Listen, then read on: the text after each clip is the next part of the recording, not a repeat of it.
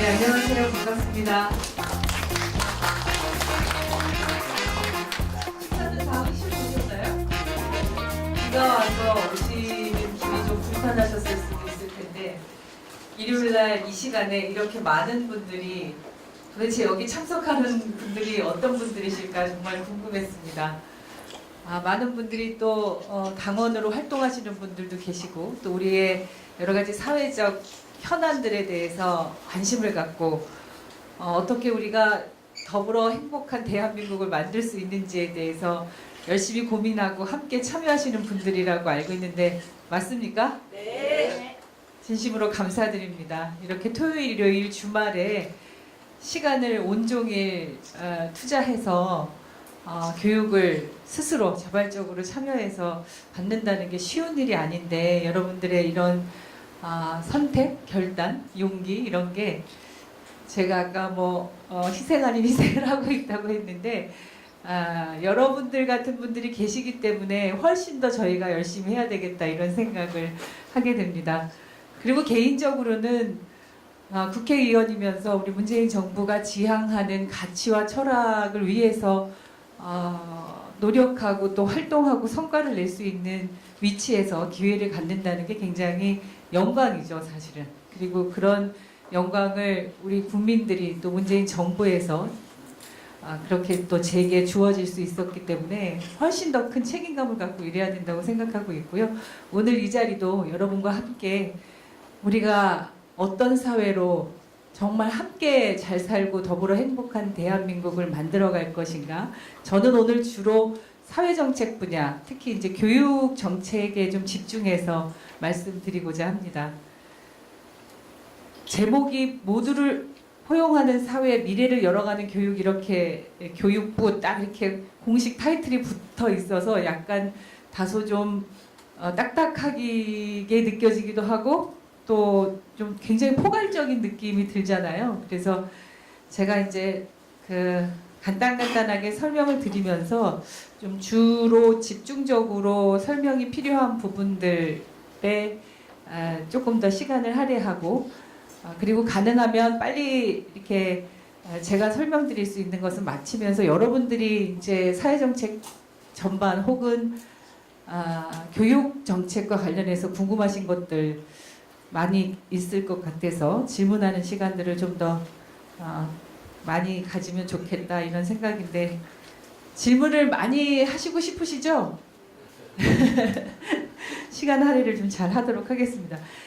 교육부 장관이 사회부 총리를 겸임하는 것은 지난 이제 김대중 정부 시절에 김대중 대통령 시절에 교육이라는 건 교육부 한 부처의 문제로 교육 현안이나 이런 것들을 해결할 수가 없다. 해결되지가 않는다. 왜냐하면 교육이라는 건 고등교육까지 마친 이후에 취업을 하고 노동시장에 이제 들어가게 되는 거잖아요. 그러면 우리나라의 산업 구조나 전망이나 일자리 문제나 이런 것과 교육이 긴밀하게 연결될 수밖에 없고 여러분들이 보실 때에도 우리나라가 지금까지도 대학 입시 경쟁 위주의 교육에서 벗어나지 못하는 이유가 우리는 소위 서열화된 20대 스카이로 대표되는 명문 대학을 들어가야만 거기를 졸업해야만 좋은 기업에 취업을 하고 인생이 성공한 거다라고 사회적 인식이 되어 있기 때문에 모든 부모들이 아이가 태어나면 어려서부터 그 20대 명문대로 일컬어지는 대학에 가기 위한 것이 교육의 목표인 것처럼 되어 있지 않습니까? 여전히 많은 부분이. 그거를 이제 바꾸고자 하는데 그거를 바꾸려면 교육만 바꿔서 될 수 있는 게 아니고 타 부처, 특히 노동, 산업, 복지 이런 것과 다 연계돼야만 실제로 이 교육 시스템의 전환이 이루어질 수가 있고 그렇게 이제 동시다발적으로 사회정책이 변화가 돼야 우리 사회가 더불어 행복한 사회가 될 수 있다는 취지에서 김대중 대통령 당시에 교육부 장관을 사회부 총리를 겸임하게 정부 조직 개편을 했고요. 그래서 그때 기억하시는 분들 계시겠지만 이제 노무현 대통령 들어서서는 교육인적자원부가 돼서 인재 양성과 미래 이제 인적 자원을 어떻게 잘 성장시키고 할 것인지를 그 교육인적자원부라는 이름으로 사회부 총리를 겸임을 했었는데, 그러다가 이제 이명박 박근혜 정부 들어서 이름은 사회부 총리로 있었습니다만 실제로 앞서 제가 말씀드린 그런 취지의 교육부 장관과 사회부 총리를 겸임한다는 역할은 사실 잘 해오지 못했습니다. 그리고 이제 여전히 지금도 충분하지는 못합니다. 그런데 그것을 좀 더 이제 사회부총리로서 교육부 장관이 전 사회 정책을 컨트롤 타워 역할을 하면서 우리가 미래에 대비한 인재를 잘 키우고 타 부처 간의 협력적인 관계들을 잘 조율을 해내야 된다. 이런 필요성이 이제 우리 문재인 정부 들어서 더 점점 커지고, 제가 사회부총리 겸 교육부 장관으로 임명을 받으면서 최근에 이제 뭐 기사 혹시 보신 분들도 계시겠지만 교육부에는 차관만 딱 한 명 있거든요. 그런데 예를 들면 기재부는 차관 2명에 차관보도 있고, 다른 중요 8개 정부 부처 중에 차관이 1명만 있는 부처가 교육부밖에 없었습니다. 다른 부처는 차관이 2명씩 있거나 적어도 차관 1명에 차관보가 1명 있다거나, 문화체육관광부는 차관 2명에 차관보가 1명 있는데, 왜냐하면 거기는 정부 대변인 역할을 문화체육관광부가 맡고 있기 때문에 그렇게 이제 조직이 편제가 되어 있는데, 교육부는 사회부총리 겸하라고 하고 차관 딱 1명 주고 조직이 없었습니다. 일을 한다는 거는 우리가 최소한의 인력, 조직이 필요하지 않습니까? 그리고 거기에 활동을 할 수 있는 예산이 필요하잖아요. 그러니까 조직과 예산이 반영되지 않은 것으로 일을 하겠다 하면 이건 안 하겠다는 거짓말이다, 이렇게 생각하셔도 좋습니다. 그래서 제가 사회부총리 임명 받으면서 대통령께서 우리가 사회정책이 매우 중요하고, 왜냐하면 이따도 설명을 드리겠지만 지금 우리가 급속하게 인구 지형이 바뀌고 있지 않습니까? 저출산 고령화 시대라는 거 여러분이 뭐 귀에 박히도록 들으셨을 거고, 바로 이제 첫 번째 슬라이드에 나옵니다만 우리가 2067년이 되면 고령 인구가 훨씬 더 많아지는, 근데 급격하게 이 인구가 이제 줄어드는, 특히 학령 인구들이 줄어드는 사회에 직면해 있는데, 그런 사회, 그리고 4차 산업혁명 시대라고 하는 정말 예상하기 어려운 정보기술의 발달이라든가 여러 가지 산업 수요의 변화라든가 이런 것들이 굉장히 급속하게 바뀌고 있는데, 이런 때일수록 각 사회정책 간의 협력과 좀 더 주도적인 미래를 내다보고 앞서서 주도해 나갈 수 있는 그런 역할이 필요한데, 그러려면 컨트롤 타워로서의 사회부총리 역할이 강화돼야 된다는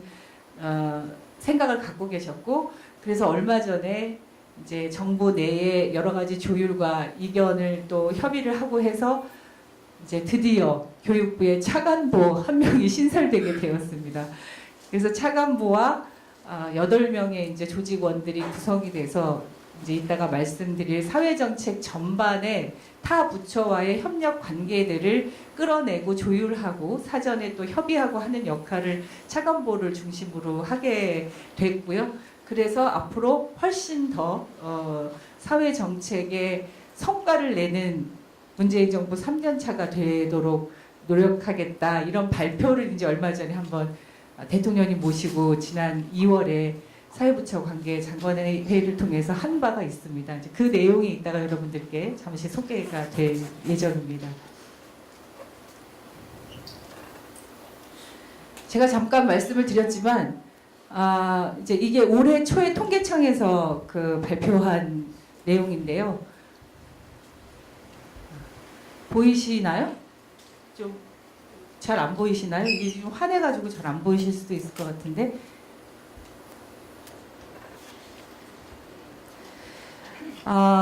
올해 이제 장래인구 특별 추계를 통계청에서 올 초에 발표를 했는데, 아까 제가 말씀드렸지만 2067년이 되면 이제 점점 우리가 생산 연령 인구가 쭉 감소를 해서, 이게 지금 2017년인데 쭉 감소해서 이 고령 인구가 더 많아지는, 지금 보시면 지금 2017년에서 쭉 가는 시기에 계속 인구는 감소하고 고령 인구는 더 늘어나고, 그래서 이런 인구 분포를 보면 그 잠재 성장률도 평균적인 잠재 성장률도 이렇게 지속적으로 하락될 수밖에 없는 현실에 놓여 있다.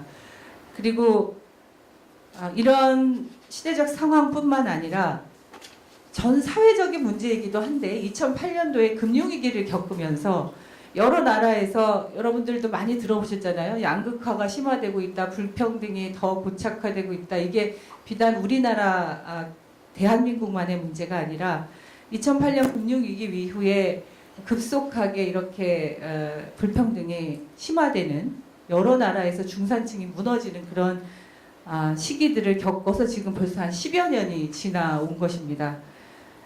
여기 보시면 상대적인 빈곤율이 2006년도와 16년도를 비교해 볼 때 이만큼 더 높아졌고 시장소득의 진위 개수, 그러니까 불평등이 얼마나 더 진행되고 있나 그런 불평등 정도를 파악할 수 있는 게 진위 개수인데 이 진위 개수가 98년도에서 2016년도에 이만큼 더 높아지는 거죠. 그래서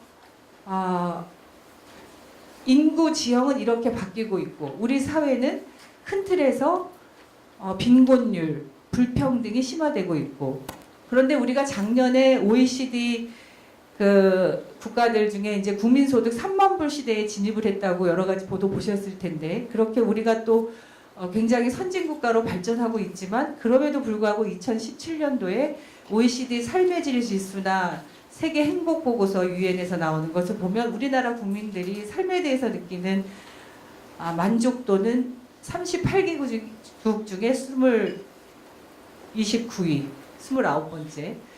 행복 보고서에는 157개국 중에 56위. 이것이 이제 지금 우리가 2017년도에 직면한 현실이었습니다. 이명박 박근혜 정부까지는 그 시장경제 중심의 경제 체제를 운영하고 있었고 그래서 자유경쟁, 시장경제에 맡겨놔야 된다는 게 주로 지배적인 논리 아니었습니까? 그러다 보니까 실제로 국가의 책임이라든가 국가의 정책적인 지원이라든가 이런 것보다는 시장의 논리가 앞서서 이제 경쟁 구조를 만들게 되었고 그래서 결국은 시장에서 자본이 풍족하고 대기업은 시장 경제로 놔두면 이길 수밖에 없는 구조잖아요. 그러니까 대기업 중심의 경제 체제는 훨씬 더 강화되고 중소기업이나 자영업자나 골목상권이나 이런 시장에 내놨을 때 경쟁력이 떨어지는 기업들은 상대적으로 계속 위축되는 그런 구조를 계속 가지고 왔었던 거죠. 여러분 기억하시겠지만 19대 국회 때 지금도 있습니다. 당의 을지로위원회 있잖아요. 저도 19대 국회의원 하면서 을지로위원회 활동을 했었는데 남양유업 갑질로부터 시작된 그 을지로위원회 활동이었는데 그거 하면서 보니까 실제로 시장에서의 그 대기업과 중소기업의 차이와 그 격차 이런 것들이 갑질로 대표되고 그래서 일하는 많은 노동자들이 열악한 환경에서도 일할 그거를 감내해야 할 수밖에 없는 그런 상황의 직면에서도 어디도 이야기할 데가 없는 상황에서 이제 당에서 을지로위원회를 만들어서 을지로위원회에 그런 어려움을 호소하고 문제 해결을 촉구하고 해서 저희가 여러 가지 이제 해결된 문제들도 있었고 그런 과정에서 민생 문제 해결에 대한 어떤 보람도 느낀 과정이 있었는데요. 어쨌든 그렇게 그 시장의 경쟁 중심의 체제가 유지되면서 양극화가 더 심해지고 특히 기업에서의 그런 편차들이 더 커지고 이러면서 삶의 만족도는 떨어지고 이런 우리 사회의 현실을 심각하게 느끼게 됐고 그리고 특히 이제 교육과 관련해서 더 말씀드리게 되는 건 이건 뭐죠? 이게 갑자기 이게 뭐가 떴죠? 예. 이런 당황스러운 소리. 예. 제가 뭘 잘못 눌렀나 봅니다. 보시면 이렇게 이제 양극화가 더 심해지고 그러니까 부모의 경제적 능력이나 소득이 많은 사람들 그런 가구에서 태어난 아이들은 실제로 사교육을 많이 시키거나 뭐 여러 가지 좋은 환경을 제공하고 해서 점점 더 서울대나 아까 말씀드린 명문대라고 일컬어지는 대학에 인류대학이라고 하는 대학에 가는 학생들을 조사를 쭉 해보면 그러니까 고학력 또 고소득층의 자녀들 그리고 주로 강남에 살고 있는 학생들이 서울대 같은 경우에 한 70%까지 된다 이런 조사 결과도 있었을 정도로 부모의 사회경제적 이런 배경이 그 성적에 미치는 영향이 점점 커지고 있고 그래서 결과적으로 이것이 대학 입시에까지 영향을 미치고 있고 또 가구별 월평균 사교육비를 비교해 봤을 때도 800만 원 이상의 고소득층은 한 달에 50만 원 이상의 사교육비를 지출하고 200만 원 미만의 저소득층은 9만 9천 원 그러니까 거의 한 5배 이상의 차이가 난다. 그래서 우리나라 사람들이 지금 내가 살고 있는 이 시대에 비해서 자식이 성장해서 살아갈 그 세대는 사회경제적 지위가 나보다 높아질 가능성이 있냐 하고 물었더니 가능성이 낮다고 응답한 비율이 거의 40% 이상이 됐습니다. 그러니까 이것은 달리 말해서 이렇게 양극화가 심화되는 상황 속에서 부의 대물림이 이제 고착화될 것이라고 하는 위기의식을 사회 전반에서 갖게 됐다는 거죠. 이런 문제인식 하에서 우리 정부가 2017년 출범하면서 그리고 대선 때 이제 공약을 정리하면서 적어도 국민들이 원하는 정의로운 나라, 나라다운 나라 이런 나라는 특별한 이 대기업 또 소득이 많은 사람 이런 사람들의 부의 대물림을 용인하고 이런 격차를 그대로 묵인하는 이런 정부가 되어서는 안 되겠다. 시장에서의 불평등 구조를 개선하고 적어도 우리 대한민국 국민이라면 태어나서부터 노후 어르신이 될 때까지 전 생애 주기에 기본적인 생활은 가능하도록 그렇게 사회의 전반적인 구조를 제대로 다시 바꿔내야 되겠다. 그래서 이거를 그냥 좀 추상적인 표현으로 한마디로 정리하면 돈 많고 잘 사는 사람만 계속 잘 사는 그런 사회가 아니라 양극화를 용인하고 방치하는 사회가 아니라 더불어서 함께 행복하고 더불어서 함께 잘 사는 그런 사회를 만들어야 되겠다. 이것이 우리가 이제 주장했던 그 미래 사회에 대한 그 요청 아니었습니까? 국민들이 요구하는 그런 내용이었고 그것이 이제 이렇게 혁신적 포용 국가라고 하는 개념으로 정리가 된 것입니다. 혁신적 포용 국가 그러면 좀 어렵죠? 이 개념이 혁신적 포용 국가 그러면 좀 이해가 잘 되세요?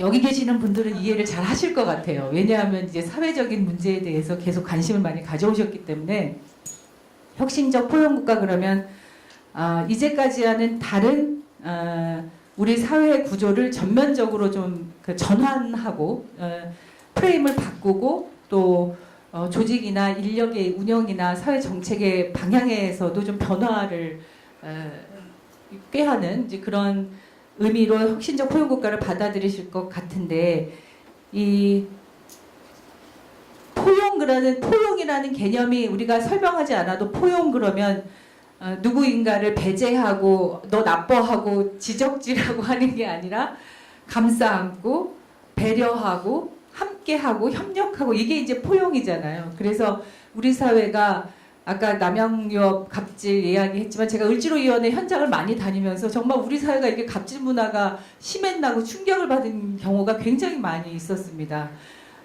그냥 인권의식의 이 보편적인 가치로서의 인권의 문제가 아니라 실제로 경제적 지위가 인간의 지위를 결정하게 돼서 그 회사 사장이나 대표나 이제 고위직에 있는 사람들은 현장에서 일하는 사람들을 그냥 무시하고 이렇게 막 무조건 일방적으로 지시하고 해도 된다고 생각하는 게 그냥 전반적인 문화였어요. 그런 문화 자체가 바뀌지 않으면 이런 문화를 바꾸는 것은 굉장히 좀 시간이 또 걸리겠지만 그런 문화와 인권의식들의 병행적인 그런 변화가 없이는 정말 이 경제적인 이 문제만을 가지고서는 이런 게 참 바뀌기 어려운 거 아니야? 그런 느낌도 많이 가졌었는데 어쨌든 그런 우리가 함께 잘 사는 이제 혁신적 포용 국가로 우리 사회의 패러다임을 전환해야 되겠다는 큰 방향을 문재인 정부 하에서 이제 그 사회 정책의 방향으로 설정을 하고 이렇게 하기 위한 주요한 사회 정책들 그리고 그 중에도 이런 것들을 뒷받침할 핵심적인 교육 정책들이 어떤 것이 있는지 그런 것들을 좀 함께 정리를 했습니다. 그리고 그런 일들을 지금 이제 사회정책 관련 부처의 각 부처와 또 교육부에서는 그런 일들을 지금 이제 차례차례 계획을 세워서 집행하고 있는 중이고요. 혁신적 포용국가와 사회정책의 역할이라는 큰 틀에, 큰 방향의 설명을 좀 간단하게 더 드리면 아까도 말씀드렸지만 국민들이 이렇게 양극화되고 불평등이 고착화되는 사회가 아니라 서로 함께 더불어서 행복하고 잘 사는 사회를 만들려면 기본적으로 뭐 소득은 기본이겠습니다만 복지 분야 또 교육 분야 여러 가지 그 노후에 대한 지원이라든가 어릴 때에 그 출발선에 있는 아이들의 그 평등한 출발선을 보장한다든가 이런 정책으로 전체적인 사회 안전망을 강화하고 그리고 앞으로 앞서 처음에 말씀드렸습니다만 이제 급격하게 인구 지형이 바뀌고 학령 인구가 감소하고 하면서 그러면 노동 생산성이 떨어지면 우리 위기 아니냐 이런 문제를 제기하게 되는데 인구가 줄어들면 오히려 저출산 대책도 굉장히 필요하죠. 적극적으로 대책을 세워야 되겠지만 이미 태어난 아이들 한 명 한 명이 엄청나게 소중한 거죠. 그 한 명 한 명의 역량을 얼마나 더 높이고 혁신적인 역량을 키워낼 것인가 이게 이제 사람 투자인데요. 그 사람에 대한 투자를 어릴 때부터 시작해서 지금 여기 계신 여러분들도 그런 거 느끼실 거예요. 이제는 특히 앞으로의 사회는 지금 내가 가지고 있는 직업을 평생 내가 죽을 때까지 이 직업 하나만 가지고 살겠다 이렇게 생각하세요? 이미 그런 사회가 아니지 않습니까? 내가 이 직업을 선택해서 몇 년 직업을 이제 그 직업에서 일을 해왔지만 그 직업이 또 다른 직업으로 전환하는 계기가 될 수도 있고 지금은 전혀 우리가 상상할 수 없지만 미래에 우리 아이들이 사는 세대는 그냥 단순한 노동들은 거의 다 이제 로봇이나 이런 인공지능이나 이런 것들을 통해서 바뀌게 되고 거의 50% 정도의 노동이 기계화돼서 달라진다 이런 조사 결과가 있거든요. 2040년, 50년만 되더라도 지금과 같은 구조는 이제 다 깨지는 거죠. 그러면 우리가 앞으로 우리 지금 여기 계신 분들이 한 이제 60대, 70대 돼서 살아갈 그 시대, 미래에 우리 아이들이 살아갈 시대는 뭐 직업의 전환뿐만 아니라 그렇게 변화된 사회에 적응해서 살기 위해서라도 평생 교육이 반드시 필요한 거죠. 그래서 어릴 때부터 교육과 평생 직업 전환에 대한 그런 지원과 교육 이런 것들이 반드시 필요하기 때문에 이 사람 투자를 통해서 사회 전반에 사람의 역량을 혁신적으로 더 길러내고 아까 말씀드렸던 각 분야의 사회 안전망을 실제로 경제적인 소득이 조금 차이가 나더라도 기본 생활은 보장될 수 있는 그런 사회 안전망을 갖춰서 이런 국민의 더 나은 삶의 환경을 만들면 이것이 결국은 소득주도 성장으로 혁신 성장으로 지속 가능한 경제 성장의 토대가 될 것이다. 이렇게 보고 있는 겁니다. 그래서 이러한 사회 정책이 경제와 무관한 것이 아니라 이런 사회 정책을 강화하고 더 적극적으로 추진하는 것이 결과적으로는 우리의 경제 성장의 밑바탕이 될 것이다. 이렇게 판단하고 정책을 추진하고 있는 거죠. 그래서 이제 핵심적인 사회 정책들을 좀 설명을 드리면 앞서도 말씀드렸습니다만 사람에 대한 투자를 확대해서 혁신 역량을 더 높이자. 우리 사회의 혁신 역량을 더 높이자. 그리고 아까 말씀드렸던 것처럼 사회 안전망을 구축하고 그런 불평등, 격차를 해소하고 완화해서 사회 통합을 이루고 이런 것들이 지속 가능성을 가질 수 있도록 일상생활을 더 지원하는 이런 체계를 갖는 사회정책 방향을 이제 세웠고요. 이게 뒤에서 설명할 우리 국민들의 삶의 만족도를 더 높일 수 있도록 해야 된다는 판단에서 이제 각 국민들의 우리 이제 사람들의 삶의 영역 그리고 생활 기반이라는 영역으로 좀 구분을 했습니다. 그래서 삶의 영역에는 돌봄, 배움 그리고 일과 쉼의 그 양립 그리고 노후에 대한 지원에서 이런 영역으로 5개 영역으로 삶의 영역을 좀 구분을 했고요.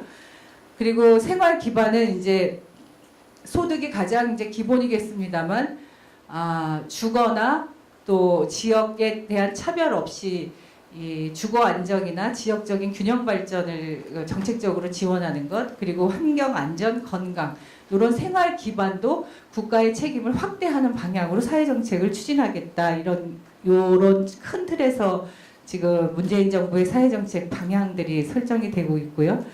그 삶의 영역과 이제 생활 기반이라고 하는 그 구분된 영역의 하나하나의 정책들을 좀 간단히 그냥 소개를 드리면 돌봄과 배움에서는 지금 제가 말씀드리는 거는 문재인 정부 하에 2022년까지 문재인 정부 하에서 이러한 각각의 영역의 정책들을 어디까지 진행할 수 있을까 이게 우리가 마음만 먹는다고 모든 것을 단기간에 막 한 해 두 해에 다 완결적으로 될 수 있는 게 아니지 않습니까? 그래서 적어도 우리 문재인 정부 임기 하에 이 정책의 추진 성과는 이 정도까지는 이제 진행을 하겠다. 이 정도까지는 성과를 내서 그 다음 정부에 우리가 재집권했을 때에는 좀 더 전면적으로 그 확대해 나가고 그런 것들이 토대가 돼서 전체적인 패러다임이 이제 큰 틀에서 전환할 수 있도록 하겠다 이런 방향이고요.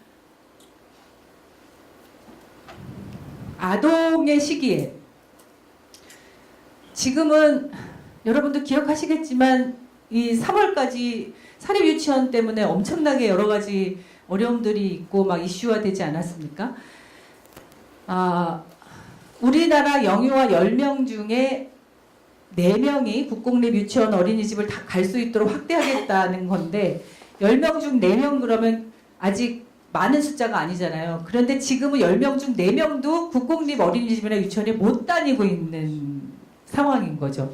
2022년까지 10명 중 4명 그러니까 취원율로 보면 40%까지를 늘리겠다는 게 목표인데 그런 거 생각하면 여러분 그동안에 그러면 유치원과 어린이집은 도대체 어떻게 해왔다는 거냐 이런 의문이 좀 생기지 않으십니까? 그러니까 유치원과 어린이집이 처음에 생길 때 국가가 그 유아 교육에 대한 공공성을 책임을 갖고 국가가 시설을 짓거나 이렇게 한 게 아니고요. 그러니까 국가가 유치원이나 이제 이런 게 그 유아 교육으로 들어올 때 다 그냥 개인에게 맡긴 겁니다. 개인이 해라. 그러니까 국가가 그만큼의 여력이나 또 뭐 책임의식이나 이런 것들이 약할 수 있었고 또 경제적인 그런 상황이나 그런 어려움들이 있었을 수도 있고 그래서 대부분의 그 사립 유치원, 민간 어린이집 이런 것들을 해왔던 분들이 초기에는 굉장히 그 정부의 지원들도 혜택들도 좀 받고 하면서 사립으로 유아 교육을 이제 시작을 해왔던 거죠. 그런데 이게 아시다시피 이제 이명박 정부 당시에 누리과정이라는 3세부터 5세까지 유아 교육에 대한 재정 지원을 국가 예산 이제 국민 세금으로 국가 예산에서 지원을 해주기 시작했던 겁니다. 2013년부터. 여러분 혹시 2010년도 지방선거 기억하세요? 그때 혹시 이슈가 제일 크게 이슈가 됐던 게 뭔지 기억하세요? 2010년도 지방선거. 확실히 다르네요. 여러분 다 기억하시네. 2010년도의 지방선거는 당시에 김상곤 교육감님이 무상급식이 화두가 돼서 이게 뭐 전체 학생들한테 동일하게 급식을 줘야 되냐 왜 뭐 저기 그 삼성의 그런 손자손녀한테까지 돈 많은 자녀들한테까지 무상급식을 줘야 되냐 그래서 이게 보편적 복지냐 차별적인 그 선택적 복지냐 이런 논쟁이 있고 막 그러지 않았습니까? 그런데 이미 그때 2010년도에 우리 국민들은 뭘 선택했습니까? 2010년도에 지방선거에서 그때 우리가 다 질 거다 막 이렇게 예상했었는데 제 기억으로 제가 이제 그 이전 2004년부터 참여정부 때부터 당에서 이제 부대변인 하면서 당 활동을 했는데 2004년도 총선 이기고 단 한 번도 그 이후에 선거를 이긴 적이 없었어요. 대선에 졌지, 저기 2006년 지방선거도 졌지, 2007년 우리 대통령 선거 졌지, 그때 또 있는 보궐선거에서 졌지, 계속 다 졌거든요. 근데 2010년도 지방선거에서 예상을 깨고 그래도 많은 그 지방 정부의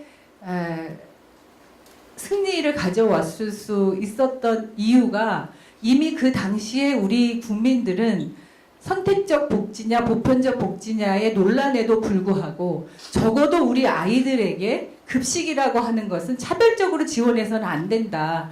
무상급식이 필요하다는 거를 선택해 주신 거거든요. 그래서 이미 그때부터 이제 초등학교를 시작으로 해서 이제 중학교, 이제 지금은 작년에 지방선거 이후에 지방자치단체장 또 교육감들이 지역에 따라서는 이미 무상급식을 고등학교까지 시행하고 있는 지역들도 있고요. 지역에 따라서 조금 차이가 있는데, 그래서 이미 무상급식이라고 하는 것은 이제 부모들의 그 소득이나 아니면 지역의 환경에 따라서가 아니라 우리나라에서 태어난 아이들이면 어디에 살든 누구의 아들, 딸이든 누구나 학교에서 급식도 교육이다 이렇게 생각하고 지원해야 된다. 국가 책임이다. 이렇게 이제 보편적으로 인식이 된 거죠.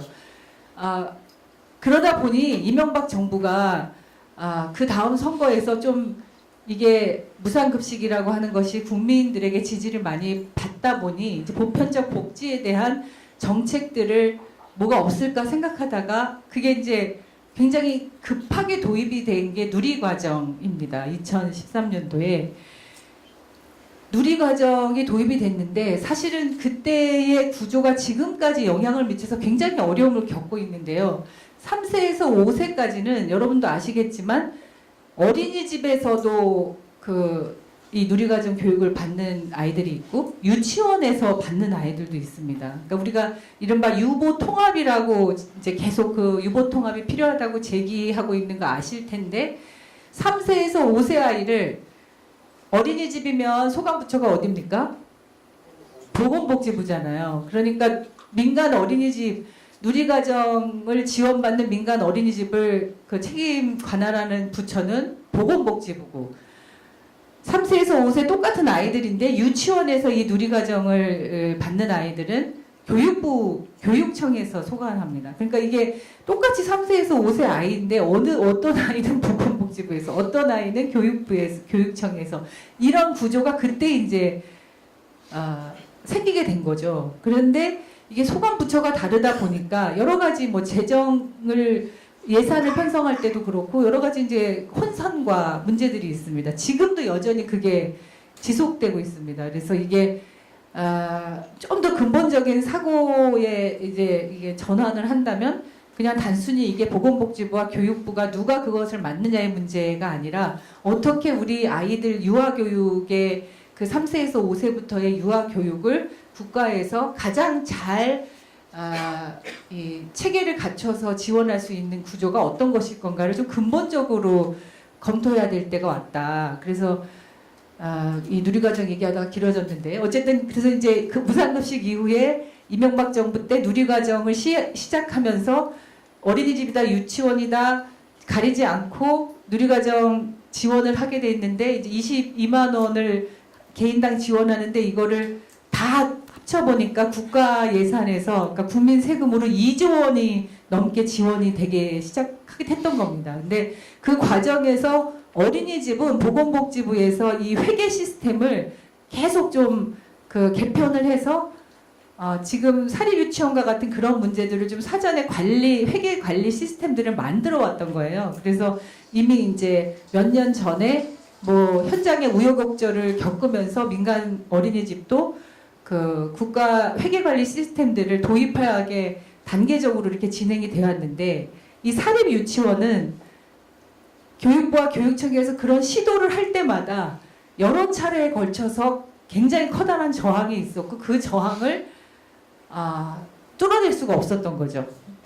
잘 아시겠지만 지역에서 그 사립유치원 하는 분들이 그 한유총이라는 이름으로 이제 조직하고 해서 굉장히 이제 뭐라 그럴까요? 지역의 국회의원이나 정치인들은 또 선거 때 같이 도움을 받아야 되니까 또 그런 부분들도 있었고, 교육 정책적으로도 이런 것들을 확실하게 법적으로나 이렇게 강력하게 좀 추진해 나올 수 있는 동력도 좀 없었고, 무엇보다 요번에 이제 유치원 문제를 쭉 이렇게 진행해 오면서 제가 느낀 거는, 이게 국민들이 우리 문재인 정부 들어서면서 그러니까 촛불에 참여하고 촛불의 그런 요구들을 이제 일반적인 국민들이 함께 동참하고 하면서 공정과 정의라고 하는 것에 대해서 굉장히 요구나 관심이 높아지지 않았습니까? 그래서 과거하고는 다르게 특히 국민의 세금, 국가의 예산이라고 하는 게 들어가는 사업이나 과제와 관련해서는 공정하고 정의롭게 집행돼야 된다는 게 우리 국민의 이제 일반적인 보편적인 인식이 됐고 요구가 됐던 거죠. 그래서 그 이전 정부에서는 국민들의 이러한 요구나 문제인식의 이런 눈높이 수준이라고 할까요? 그런 것들이 커다란 동력으로 이렇게 일체화돼서 나타나기가 좀 어려웠었다고 하면, 문재인 정부 촛불을 겪으면서 제가 유치원 문제에 접하는 국민들의 인식이나 요구들을 이렇게 느끼게 될 때 정말 이런 국민들의 요구가 없이는 그냥 정치권이나 이 제도적인 교육부나 이런 부처만의 힘으로는 이렇게 끌어오기가 참 쉽지 않았겠구나. 그래서 1차적으로는 그런 공정성이라는 문제에 대한 국민적 관심사와 참여도, 지지가 이 많은 사립 유치원들이 이제는 모든 유치원이 내년 3월부터는 에듀파인이라고 하는 국가 회계 시스템을 이제 도입을 하게 되거든요. 그렇게 만들어낸 힘이 바로 국민적인 이런 힘이었구나 하는 것을 다시 이렇게 깨닫는 과정이었는데, 이 말씀 드리다가 이렇게 장황해졌습니다. 국공립 유치원 어린이집이 그래도 여전히 2022년이 돼도 10명 중에 4명만이 국공립 어린이집이나 유치원에 다니게 된다. 그만큼 우리 사회가 특히 유아교육에 대해서는 출발에서부터 지금까지 이 사립 민간에 의존하는 게 굉장히 높았다. 그리고 앞으로 22년이 되더라도 이 10명 중 6명은 사립 유치원이나 민간 어린이집에서 유아교육을 이제 받게 되는 거기 때문에, 이거를 모든 유치원이나 어린이집을 다 국공립으로 전환하겠다가 아니라 사립 유치원이나 민간 어린이집도 유아교육의 공공성을 강화할 수 있는 방향으로 상생 발전할 수 있는 정책적 방향들을 잡고, 그런 이제 법안이나 규칙이나 또 지원이나 이런 것들을 17개 시도교육청과 함께, 사립 유치원도 전부 다 그런 게 아니었거든요. 일부 이제 그렇게 막 회계 비리나 부정이 있었던 사립 유치원들이 있어서 굉장히 문제가 이제 크게 확산이 됐는데, 정말 유아 교육의 뜻을 갖고 열심히 하고 있는 그런 사립 유치원이나 민간 어린이집의 경우에 국공립 유치원이나 국공립 어린이집과 동반해서 유아 교육을 체계를 어떻게 개편하고 어떻게 상생 발전할 수 있는가, 이게 이제 저희가 또 앞으로 해야 할 과제로 남아있는 상황입니다. 그런데 어쨌든 이제 22년까지는 10명 중에 4명은 국공립 어린이집이나 국공립 유치원으로 다닐 수 있게 되고, 지금 이제 온종일 돌봄 체계를 굉장히 계속 확대하고 있는데, 맞벌이 가정의 초등학생 10명 중에 8명은 22년까지는 이제 돌봄 체계에 지원을 받게 된다. 그리고 앞서도 말씀드렸지만 우리가 여러분도 아시죠? 혹시 동네에 지금 여기 영등포에도 초등학교에 다문화 가정의 학생들이 90%가 넘게 있는 학교가 있습니다. 알고 계세요? 대림동인가 신경민 의원님 지역에 그 초등학교가 하나, 학생들의 90% 이상이 그 다문화 가정의 학생들이라고 하고, 외국에서 이제 많이 들어오지 않습니까? 그리고 또 이제 외국인 여성들이랑 결혼하는 또 가정들도 늘어나고, 그래서 제가 어린이날 안산에 있는 초등학교를 갔는데 거기는 러시아 부모, 그러니까 엄마가 러시아 출생이거나 또 러시아 부부이거나 그 안산에 노동자로 일하러 오신 분들도 계시고, 그래서 전체로 보면 러시아 학생 비율이 거의 60%를 차지하는 그런 학교들도 있었어요. 그러니까 서울 수도권에도 이미 그렇게 다문화 가정의 학생들이 많이 이제 학교에서 같이 생활하고 있고, 지역으로 내려가면 이제 농어촌이나 이런 데는 훨씬 더 다문화 가정의 아이들이 많고, 그러면 이미 굉장히 학력 인구가 급속하게 줄어들고 있는 우리 사회에 이 다문화 가정의 아이들은 이제는 니네는 우리 아이가 아니야, 이게 아닌 거죠. 이 포용이라고 얘기했을 때 이미 그런 가정과 그런 아이들이 다 우리의 사회의 일원이고, 우리가 소중하게 지키고 또 성장시켜가야 할 우리의 아이들이고, 그렇게 봤을 때 지금까지 이제 탈북 학생들이나 탈북 가정, 다문화 가정, 이런 학생들에 대한 지원이나 이 정책이 매우 부족했기 때문에 이렇게 다양한 가족 형태, 다문화 가정에 대한 안정적인 지원을 강화시키고, 그리고 특히 또 이제 장애인과 관련해서는 계속 어떤 좀 소외된 정책 영역으로 되어 있었는데, 이렇게 소외된 부분이 없이 장애인에 대한 정책적 지원들도 더 강화하고, 그래서 이렇게 돌봄과 배움에 있어서 격차를 해소하고 더 많은 그 지원을 통해서 사각지대를 없애는 것, 그것이 이제 우리가 아까 말씀드렸던 교육의 불평등이나 또 이 교육의 불평등으로부터 노동시장에서의 또 이 취업의 불평등이 생기고, 그러면 또 소득이 불평등해져서 소득 불평등이 다시 또 교육 불평등을 결과하는 이런 악순환은 이제 없어야 되지 않나. 이런 악순환을 막아내고 더불어서 함께 성장하고 행복한 사회를 만들겠다는 거는 이제 이런 지금 지원 정책들 다양한.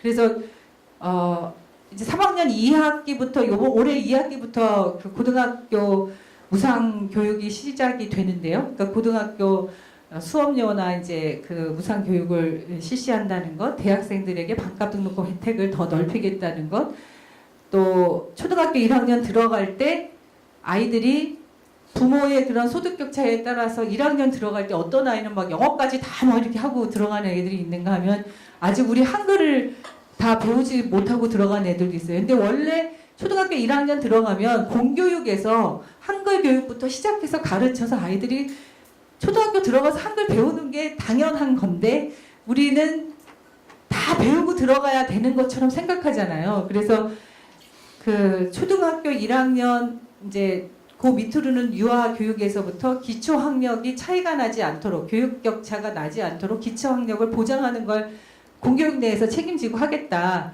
그래서 1학년 들어가면 한 달만 지나면 선생님들은 다 파악이 된대요. 얘가 어디에 부족하구나, 이제 어디에 더 지원해줘야 되겠구나 하면 다양한 방식을 통해서 학력 저하를 방지할 수 있는 그런 대안들을 가지고서 아이들을 지원하겠다. 그래서 이런 이제 교육과 관련해서는 이런 정도의 이제 지원책들을 마련하고, 또 아시겠지만 4차 산업혁명 시대에 아까 직업이 전환되고 여러 가지 그 다양한 환경들이 바뀌고 하다 보니까 지금까지 뭐 국영수 한 과목 한 과목에 이 공부가 중요한 게 아니고요. 앞으로는 요새 이제 여러분들 들어보셨겠지만 프로젝트 베이스로 학업을 한다. 핀란드는 과목을 없앴대요. 그러니까 무슨 지금 우리가 익숙한, 우리로 따지면 국어, 영어, 수학 같은 그런 과목을 다 없애고, 어떤 대학은 강사도 없어요. 그러니까 교수가 없어요. 그냥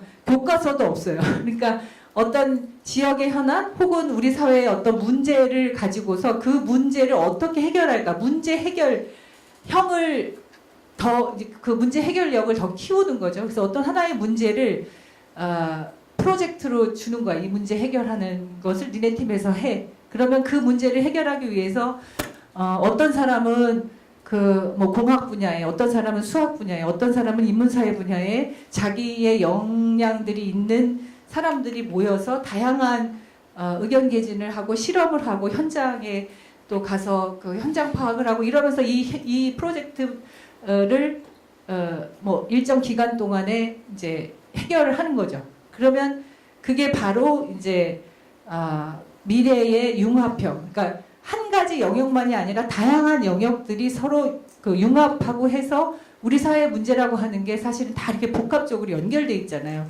그러니까 그런 문제들을 해결하는데 미래에 필요한 역량은 정말 창의적이고 자기 주도적이면서도 협력해서 다른 사람과 협업할 수 있는 협업 능력 이런 게 이제 중요하다는 거죠. 그래서 그런 앞으로 미래 시대, 4차 산업혁명 시대에 그리고 기본적으로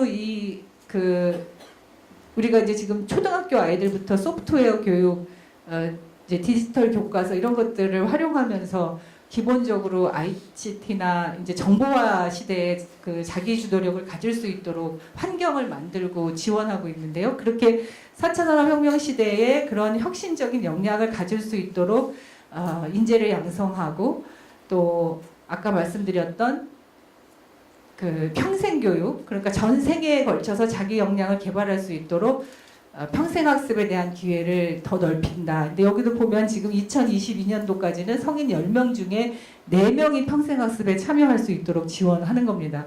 10명 중 4명은 아직 부족하잖아요.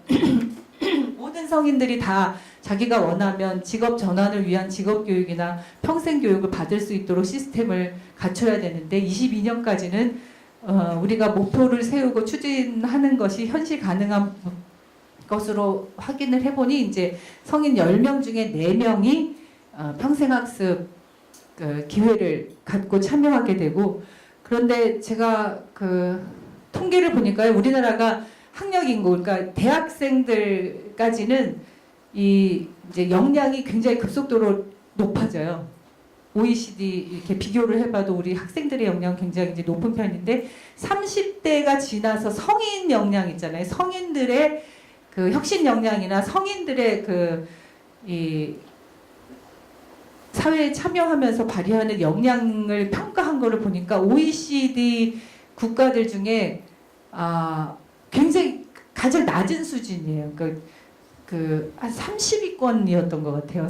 그러니까 한 30대 중후반을 넘어서면서 성인들의 역량은 굉장히 급속하게 떨어진다. 그것이 우리 사회가 이 성인들이 필요할 때 배우고 다시 자기의 역량을 더 업그레이드 할 수 있는 기회를 사회적으로 그런 체계가 되어 있지 않고 그러면 성인들이 물론 이제 시간이 없어서 뭐 배울 수 없기도 하지만 어디 가서 뭘 어떻게 배워야 될지 그런 정보도 없고 또 돈이 있어야만 또 그렇게 배울 수 있는 기회가 생기기도 하고 그래서 이런 모든 평생교육의 시스템을 잘 갖춰야 된다는 게 이제 지금의 과제인데 2022년까지는 10명 중에 4명까지는 그렇게 확대하겠다.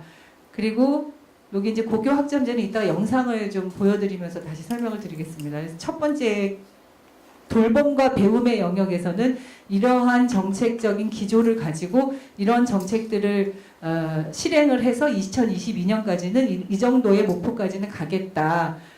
일과 쉼의 균형이 이루어져야 된다. 그래서 노동시간 지금 이제 52시간제 또 최저임금제 뭐 여러 가지 현장에서는 어려움도 있고 많은 또 문제들이 있는 것도 사실이지만 이런 방향을 생각하면 혹시 여러분 주 5일제 할 때 처음 시작할 때 기억나세요?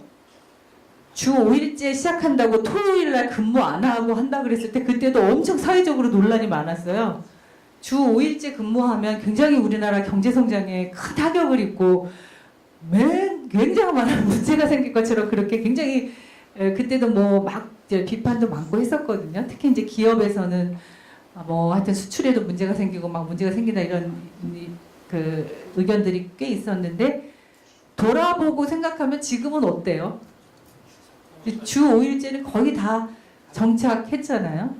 이제는 토요일 일한다 그러면 저는 뭐지? 막 이렇게 생각할 정도로 토요일과 일요일은 주말은 그래도 개인의 쉼이 있는 가족과 함께하고 자신의 또 새로운 어떤 그 취미 활동이나 또 역량을 키우기 위한 시간에 투자를 하고 그래서 이제 어떤 정책적인 큰 변화가 있을 때는 사회적으로 논란이 되는 거는 당연한 거다. 그런데 우리가 왜 이런 논란을 벌이면서도 이런 방향으로 가고자 하느냐에 대한 정책적 지향과 그 목표가 분명하게 특히 우리 당에서 활동하거나 이렇게 사회적인 뭔가 문제인식을 가지고서 활동하시는 분들은 좀 그런 부분들은 분명하게 있어야 되지 않을까 그렇게 생각을 합니다. 그러니까 최저임금제랑 노동시간 52시간제 이런 거는 사실은 지난 대선 때 당에 관계없이 최저임금도 거의 10,000원으로 인상하겠다는 게 거의 대부분 모든 후보들의 공약이기도 했고요. 우리나라가 전 세계에서 노동시간이 가장 긴 나라였기 때문에 노동시간을 단축하겠다는 이야기들도 다 했던 겁니다. 이것을 어떻게 우리 사회의 제도로 정착시킬 것인가의 그 과정에서는 이해 당사자들의 요구들이 다 다양하게 다를 수밖에 없기 때문에 현장에 이런 정책들이 잘 안착될 수 있도록 뭐라 그럴까요? 충격이나 이런 부작용을 완화하고 그런 것들이 완화될 수 있는 일정한 시기나 또 어떤 물리적 지원이나 이런 것들을 병행해서 정책적으로 진행을 하면서 적어도 이런 정책으로 방향으로 가야 된다는 큰 사회적 합의하에 이제 추진을 하고 있다는 말씀을 드리고요. 그래서 노동시간 감소나 이제 휴가시간 확대, 그래서 일과 쉼이 정말 균형을 이룰 수 있도록 지원하고, 그거는 이제 최저임금이 적어도 이렇게 현장에서 임금 격차를 완화시킬 수 있도록 안착이 되어야만, 기본의 그 소득 수준들이 되어야만 이 대학 입시를 대학을 꼭 가야만 대기업에 취직해야만 인생이 성공이다, 이런 프레임을 좀 사회적으로 깨질 수 있지 않겠습니까? 그래서 지금 이제 최저임금이나 노동시간 감축이나 또 공공부문 비정규직의 정규화나 사회적인 서비스 일자리를 확대하는 것, 그리고 기업에서의 수평적 문화, 또 여성의 어떤 의사결정의 대표성을 강화하는 이런 일과 쉼의 균형을 함께 이제 추진하고 있고, 또 환경, 안전, 건강 분야에서도 이렇게 뭐 미세먼지라든지 안전사고라든지 여성의 폭력 범죄에 대해서 좀 더 안심하고 신고할 수 있게 시스템을 갖춘다든지, 얼마 전에 또 아동학대로 여학생, 여중학생이 사망하는 정말 있을 수 없는 일들이 생겼는데, 이런 아동학대 감시 체계를 이제 강화한다거나 이런 사회에서의 그 건강, 안전, 환경과 관련된 시스템을 좀 더 체계적으로 촘촘하게 만들고, 그리고 그동안에 이제 건강보험에서 그 지원이 되지 않았던 그런 비급여 부분들을 더 많이 이제 늘려서 의료비 부담이 이제 줄어들 수 있게 한다거나, 또 그러니까 노후에도 그렇고 저소득층에서도 의료비 부담을 획기적으로 줄일 수 있도록 지원한다거나, 또 이제 아까 말씀드렸던 갑자기 이제 이 일자리를 잃게 될 경우에 지금보다 훨씬 더 많은, 그러니까 근로 의지가 있고 일자리를 구하려고 하는 사람들을 대상으로 한국형 실업부조를 도입해서 그러니까 직업 전환의 기회들을 지원할 수 있게 하고, 안정적인 소득을 보장할 수 있도록 이제 특별 고용되는 사람들이나 예술인에게도 고용보험을 확대하고, 실업급여도 늘리고 기간도 늘리고 평균임금의 60%까지를 보장해서 고용 안전망을 만들고, 또 아까 말씀드렸던 사회 안전망을 만들어서 노후에는 이제 치매 국가 책임제, 이 말씀을 많이 들었죠. 그 치매의 부담을 절반으로 이제 비용은 줄이고, 어르신들 4명 중 1명은 이제 가정에 찾아가서 방문해서 건강관리를 받으실 수 있도록 그렇게 방문 건강관리 대상 가구를 이만큼 늘리겠다. 그래서 안정적인 노후를 제도적으로 보장한다. 그리고 이제 지금 인생 뭐 2모작, 3모작 이야기 하는데, 어르신들을 위한 일자리를 이렇게 늘려서 노후에도 자신들이 그 소득을 스스로 가질 수 있도록 이렇게 정책적으로 지원하겠다. 뭐 주거와 지역에 대해서도 주거 환경이 서민이나 이제 신혼부부 입장에서 집걱정 없이 살 수 있도록 하고, 또 도시재생이나 주민건강센터를 확충해서 우리 국민이면 누구나 어디 살든, 그리고 또 어떤 직업을 갖든 다양하게 돌봄이나 교육이나 건강의 서비스를 받으면서 적어도 주택, 교육, 또 기본적인 의료 이런 것에 대해서는 돈이 없어서 그런 부분에 최소한의 안정적 지원을 받지 못하는 이런 일은 없도록 해야 되겠다. 이것이 이제 정책적인 방향인 거고요. 이런 것들을 진행하고 있고, 그래서 이제 아까 앞에 이렇게 말씀드렸잖아요. 돌봄과 배움, 그리고 일과 심, 노후 이런 삶의 영역에서의 각 사회부처 정책을 통해서 지원과 협력 체계를 갖추는 일, 그리고 국민들이 살고 있는 생활 기반에서 소득과 건강, 환경 안전, 주거 지역이라고 하는 이런 영역에서 국민의 기본적인 삶을 보장하는 것. 이런 영역의 그 일들이 지금 이제 제가 아까 말씀드렸던 각 보건복지부, 고용노동부, 또 산업부, 문화체육관광부 이렇게 이제 쭉 그 사회관계 저희 이제 장관 회의를 하면 사회관계 협력 부처들이 있는데요. 각각의 부처들에서 이 문재인 정부 혁신적 포용국가를 위한 사회정책의 방향으로 지금 이런 영역을 설정하고 지금 제가 쭉 설명드렸던 것처럼 이러한 그 제도와 또 정책들을 만들고 추진하고 2022년까지는 적어도 이런 정도의 목표치에 달성할 수 있도록 하겠다 하는 것이 이제 지금 제가 오늘 첫 번째 말씀드린 혁신적 포용국가의 사회정책의 방향과 과제와 관련된 말씀이었고요. 이것을 잠깐 영상으로 한번 좀 정리를 해보겠습니다.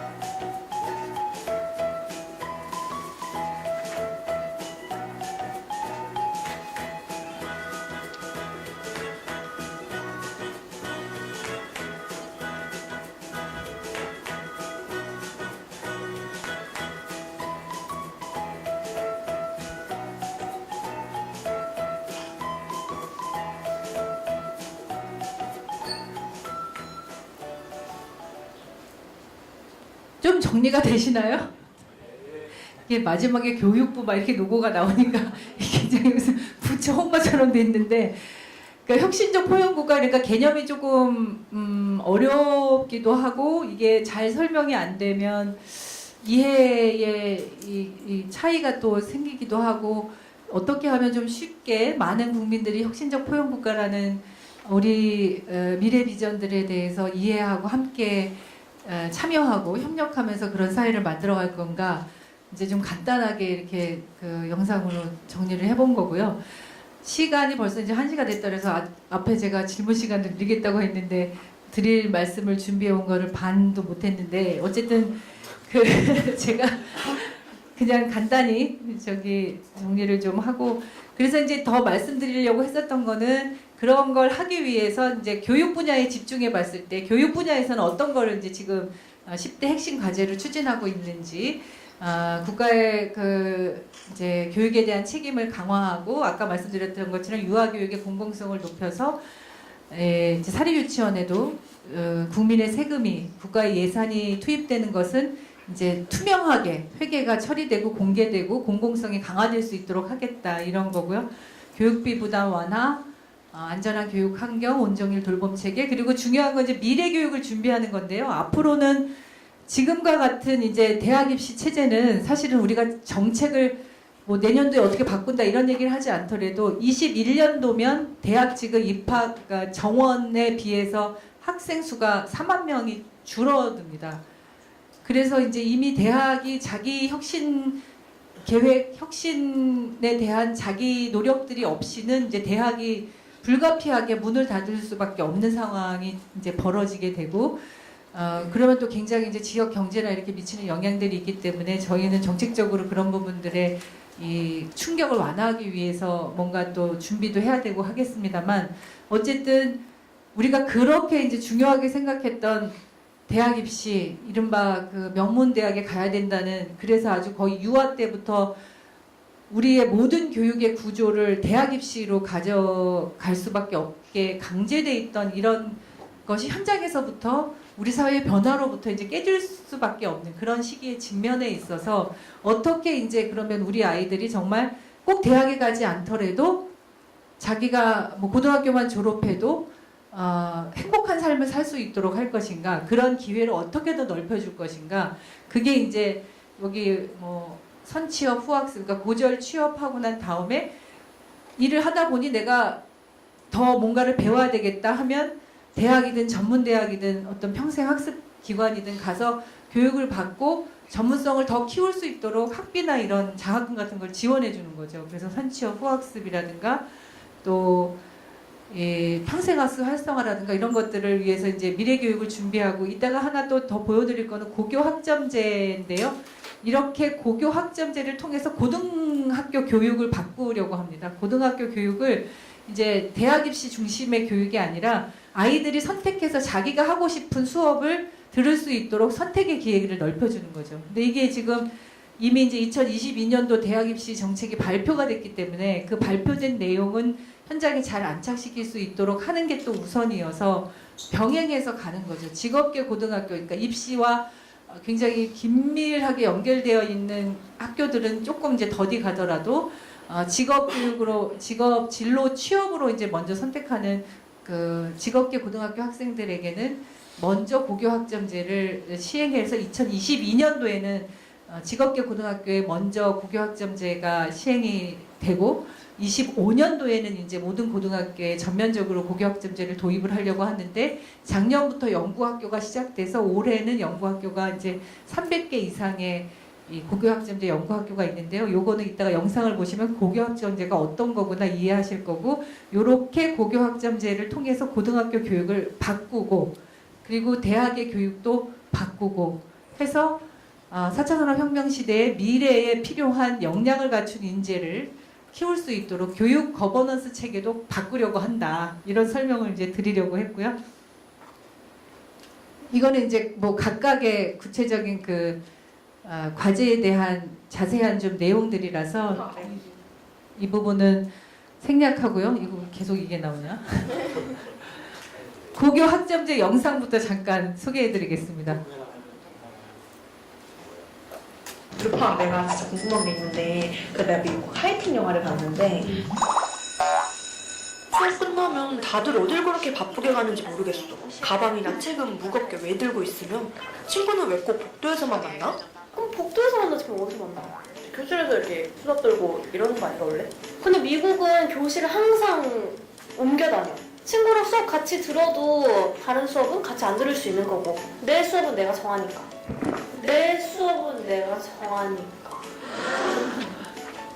알고 보니 미국 고등학교 대부분은 학점제로 운영이 돼 학생 스스로 과목을 선택하고 정해진 학점을 이수하면 졸업이 가능하다고 한다. 나 땐 반 친구들이랑 정해진 수업만 들었는데 진짜 신기하다. 근데 우리나라에서도 고교학점제가 시행된다고? 고교학점제 도입을 위해 미리 준비하고 있는 학교가 있다고 해서 찾아가 봤다. 그거 알고 나 졸업하게 생기더라. 맞아요. 도착한 곳은 위례 한빛고등학교. 벌써부터 느껴지는 자유의 분위기.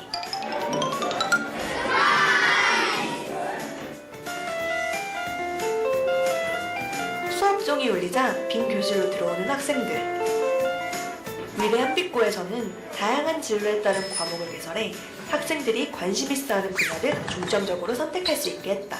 힘들거나 할 때 내가 좋아하는 거니까 더 열심히 하게 되는 것 같고 지루한 수업 같은 게 많았는데 지금은 전공실기 과목도 2학년 돼서는 하니까 좀 더 운동하기엔 수월한 것 같아요. 오, 벌써부터 적성을 찾고 듣고 싶은 과목만 골라 듣는구나. 좋다. 근데 단점은 없을까? 솔직하게 말해야 돼요? 이게 선택하는 거잖아요. 그러다 보니까 애들이 많이 선택을 안 하면 겨우겨우 1등급 한 명 나오고 2등급 조금 나오고 이렇게 돼서 하고 싶어서 하는 느낌보다는 점점 약간 내신 챙겨야 된다는 그런 압박감이 더 커지는 게 좀 아쉬운 것 같아요. 현 내신 산출은 1등급부터 9등급까지 세밀하게 퍼센트를 나누는 방식. 때문에 교육부에서는 내년부터 진로 선택 과목에 한해 9등급 제도가 아닌 성취평가제를 실시하기로 했다. 지난 1년간 고교학점제를 시행한 연구학교의 만족도는 평균 약 75%. 하지만 여전히 함께 노력해 나가야 할 부분이 많다. 2022년 제도를 도입하고 2025년부터 본격 시행을 앞두고 있는 고교학점제. 그때까지 기반이 잘 마련돼 대한민국의 새로운 교육 패러다임을 만들어가길 기대해본다. 고교학점제가 어떤 취지로 시행되고 있다는 거는 좀 이해가 가시죠? 학생들이 우리가 이거 배우고 싶어요 하고 학교에다 신청을 하면 그 과목을 이제 대학처럼 아이들한테 신청을 받아서 그 과목을 들을 수 있도록 만들어주는 거죠, 학교에서. 그러니까 지금까지 딱 정해진 정규 교과 수업이 아닌 아이들이 원하는 수업을 하는데 모든 학교에서 다 모든 수업을 만들 수가 없으니까 어떤 지역에서는 몇 개 고등학교가 수업을 이제 개설을 해서 강의를 이제 개설을 해서 그 수업을 원하는 다른 학교 학생들이 서로 이제 교류하면서 수업을 듣는 시스템을 도입한 지역도 있고요. 다양한 이제 모델들이 지금 300여 개 이상의 학교에서 연구 선도 학교를 통해서 보여지고 있고, 작년에 평가를 해봤더니 아까 나왔던 것처럼 70% 이상이 학생, 학부모, 교사들의 만족도가 그만큼 높았는데, 이제 이렇게 고교 학점제를 한다거나 우리가 수업을 미래지향적으로 바꾼다고 할 때 우리가 이런 얘기를 좀 단적으로 하는데, 우리 대한민국 교육이 19세기 교실에서 20세기 선생님들이 21세기 아이들을 가르치고 있다. 이게 거의 단적인 표현이거든요. 여기 계신 제 세대도 그렇고 또 더 저보다 선배님들도 계실 텐데, 우리가 학교 다닐 때의 그 학교 구조나 지금 사실 초중고등학교 보면 별로 크게 차이가 안 나잖아요. 거의 그 획일화된 일자형 그 건물에 복도 딱 있고, 그러니까 약간 일방적이고 통제 방식의 지식 전달 위주의 그런 그 공간으로 세팅이 돼 있었던 학교였기 때문에 그 공간을 어떻게 바꾸는가도 굉장히 중요합니다. 그래서 지금 저희 교육부의 중요한 사업 중에 하나로 공간 혁신을 하고 있는데요.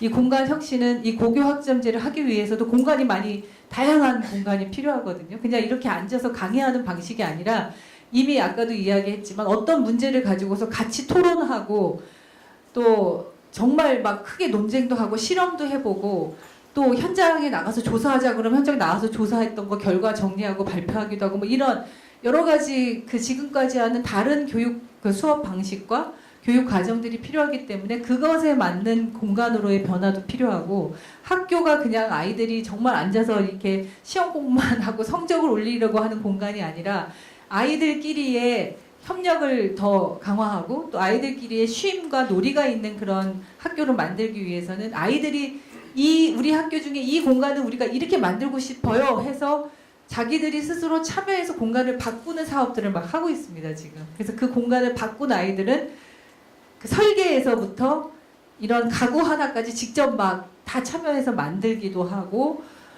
전문가의 조언을 받아서 그 과정 자체가 이제 민주 시민으로서 성장하는 교육 과정이 되는 거죠. 그래서 그런 것들을 많이 학교 현장에 도입하려고 하고 있고, 그래서 이제 초중고, 고등학교 특히 고교학점제, 대학 입시가 아직은 이제 계속 그 지금까지의 큰 틀에서 벗어나지 못해서 여전히 고교학점제 학생들도 대입제도 연계에 대한 부담을 갖고 있는데, 점차 2022년, 25년까지를 내다보면 이 현장의 변화를 통해서 대입제도 정책도 이제 변화할 수밖에 없을 것이다. 라고 생각을 하는데, 이제 이 대입제도와 관련해서는 저희가 교육부가 뭘 어떻게 하겠다 이렇게 먼저 뭘 발표하거나 할 수 있는 문제가 아니라 이제 올 후반기에 제가 아까 교육 거버넌스 개편을 말씀을 드렸는데 국가교육위원회를 출범시키고자 합니다. 국가교육위원회도 지난 대선 때 모든 후보들의 공약이었습니다. 왜냐하면 교육 정책이 정권이 바뀔 때마다, 그러니까 대통령이 바뀔 때마다 교육 정책이 계속 바뀌고 번복되고, 특히 이제 지난 시기에 박근혜 정부에서는 그 국정역사 교과서가 교육의 모든 문제의 상징처럼 돼버렸고, 그래서 교육을 그렇게 정치화, 정쟁화하는 것은 적어도 이제 다시는 없어야 되겠다. 그래서 교육이 좀 더 정치로부터 좀 중립적이고 독립적인 그 권한을 가질 수 있도록 국가교육위원회에서 교육정책과 관련된 중장기적인 과제들을 연구하고 사회적 합의를 이루고, 그래서 그 사회적 합의를 이룬 정책들에 대해서는 집행력을 가지고 계속 추진할 수 있도록 국가교육위원회와 교육부와 이제 교육청 단위의 이런 역할들을 좀 분담할 필요가 있겠다 해서 국가교육위원회는 중장기적인 국가교육정책을 책임지는 단위, 그리고 교육감들을 중심으로 한 시도교육청은 아까 이제 유아교육, 초중 고등학교 교육을 그것에 대한 책임과 권한을 교육부가 가지고 있었던 걸 점차로 이양하는 거죠. 그래서 지방교육 자치가 실제로 강화될 수 있도록 지금 이제 그 뭐 예산 배분이나 정책에 대한 책임과 이 권한들을 넘기고 있습니다. 그래서 국가교육위원회가 출발하고 지방교육 자치가 강화하는 방향에서 교육부는 아까 차관보 말씀을 드렸습니다만, 차관보는 사회 관계 장관 회의를 통한, 또 아까 얘기하겠던 사회 정책에 대한 전체적인 컨트롤 타워 역할로서의 그 사회 부총리 역할을 이제 좀 주로 지원하게 되는 거고요. 유초중등 교육이 교육청 관할로 많이 책임과 권한이 넘어가면, 그리고 중장기적인 교육 과제에 대해서는 국가교육위원회에서 이제 전담하게 되면 교육부는 도대체 뭐 할 거냐? 교육부는 고등교육, 그러니까 대학교육과 직업 평생교육을 전담하는, 그래서 특히 이제 고등교육 이후에 직업 전환, 평생교육, 이거는 교육뿐만이 아니라 실제로 직업교육 하는 데는 고용노동부도 있고, 뭐 저기 산업부도 있고, 심지어 기재부에서도 직업교육 같은 걸 하거든요. 그래서 그런 모든 이렇게 좀 분절적으로 이루어지는 부처 간의 인재 양성이나 직업 훈련과 관련된 교육들을 통합해서 이것의 정말 질을 더 높이고 시스템을 훨씬 더 풍부하게 할 수 있도록 하는 것을 이제 이런 방식으로 교육 거버넌스가 개편돼야 한다. 이렇게 추진하고 있는데, 국가교육위원회에서부터 딱 지금 장애가 걸린 게 국가교육위원회법이 제정법이거든요. 그래서 4월 달에 법을 이제 제정법을 발의를 하고 상임위에서 공청회까지를 했는데, 늘 그렇듯이 법안을 야당이 반대하면 우리가 법을